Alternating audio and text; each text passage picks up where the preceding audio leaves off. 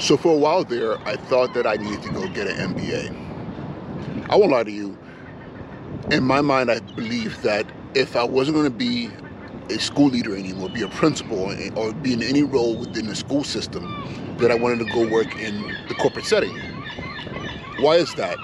Because I felt that my skill sets that I had developed over the years as a school leader put me in a position to be able to work in business and to be able to manage organizations, manage teams, and really do those things that I read in Forbes magazine and in Inc.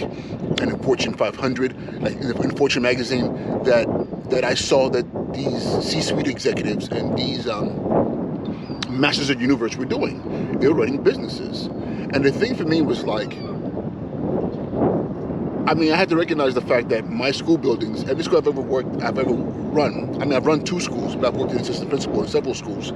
These were multi-million-dollar organizations, between payroll, between, everything. We're talking about payroll, we're talking about, facilities, we're talking about, just all the monies that had to be spent in different spaces to support student development, teacher development, man, it's a plethora of things, I don't want to go into any details, but there's so much that money in schools have to be spent on. But not only that, managing people, managing teams, having goals that have to be met. When we talk about urban schools and close the achievement gap, there are matrices and numbers that have to be calculated and met. When you hear about student proficiencies being low, like for math or for ELA, then you have to come up with a plan to meet your goals to close that gap. Same thing when we're talking about loss and profits in companies, right? Same thing when we're saying, well, for this quarter, our profits was this or our loss was this, and these are the things that we're working towards as far as getting market share and things of that nature. Yes, two different islands, but similar, similar thought processes as far as achieving success. So I told myself, there has to be a way for me to transfer my skills from the public sector as a school leader into the private sector. And I really believed that I had to go back to school and get an MBA. That's what I really thought. I thought I need to go MBA and be able to maneuver, in new space or even be recognized. And the fact of the matter, that's not true. Not even true, not even a little bit. As a school leader, and I would say as an assistant principal, vice principal, as a principal, we do so much, or I did so much, and better yet, you do so much that is in parallel to leading companies. Yes, there may be some terminologies and some systems that you might need to become familiar with. It happens pretty quickly. I'm sitting in a space right now in my new role where I'm looking at numbers and I'm learning in this company I'm working for, even though it's in educational technology, because that's where I chose to go into. It is a company. It is a company that is providing a phenomenal service to schools and to communities, but it still has to survive, and survival means that you're meeting your numbers, you're meeting your profit, and you're expanding market share. And I'm sitting there, and I'm like, this is no different from what I was doing in the school building. Yes, it might be a different color coat, but it's still the same coat. You're leading and you're hitting your goals.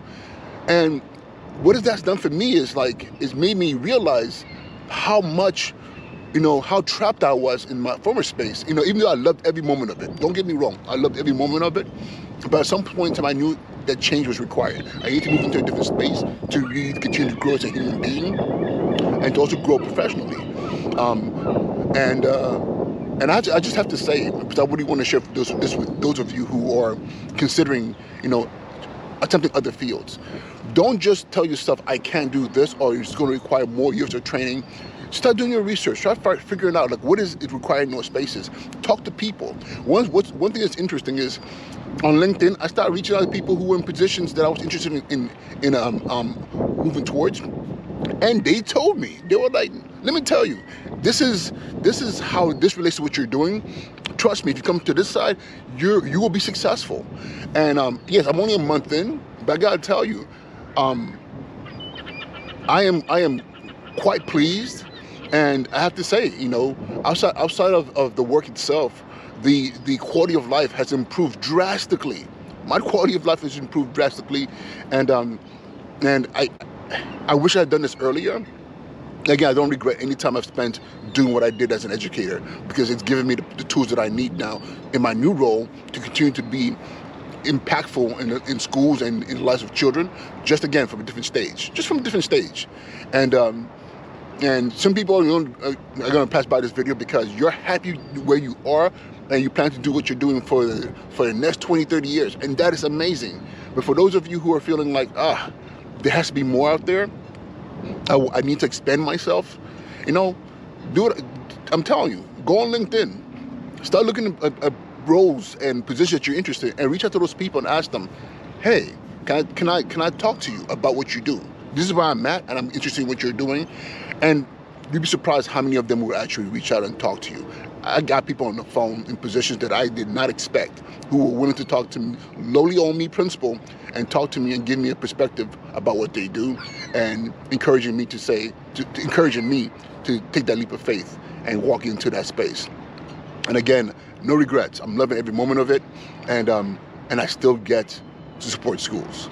All right, y'all, be well, and we'll talk to you soon, all right? Peace.